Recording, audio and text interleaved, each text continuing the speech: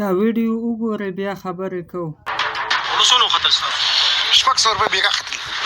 په یو بورې کې؟ یو بورې کې بیګا راکړل دراله په 1,13,000 روپۍ کې. په یو شپه کې دا چې کوم دی 900 روپۍ بورې وخته او میلاویږي نه جي.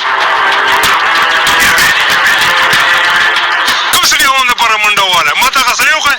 دا د سرکار دا د خوراک نه ده خو غریبي د خلک یې خوري. زه ډېر وژاړم خفګان نه ما دغه وظیفې کوم یا الله ته مدد وکړي بس. چې د وړو دره کې په کور کې نه لګي چې وړو له ورشي نو هلته شرمول دي. دا اوس ویم چې هغه په ډرملو څه شو نو خو هغه در نشته نه یو شته نه بل شته چې مدرې هغه ټولې پټۍ لړې ورکې شي. ویم حکومت خور شي ستا پام دی خدای دې نه کړي ستا د ناسې ته یې پام نه شي.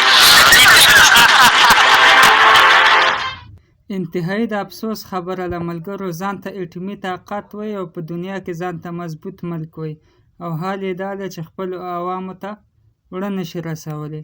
په 2600 روپۍ باندې ورته روړه شوه. دا د ځان غم به یوازې نه کوي ملک چې کوم دی ډېر بېوسه بېچاره خلک شته. داسې خلک پکې هم شته چې د هغوی د ګټو وټې کسان نه وي او په ملک کې د وړو او د چینۍ دا حال دی.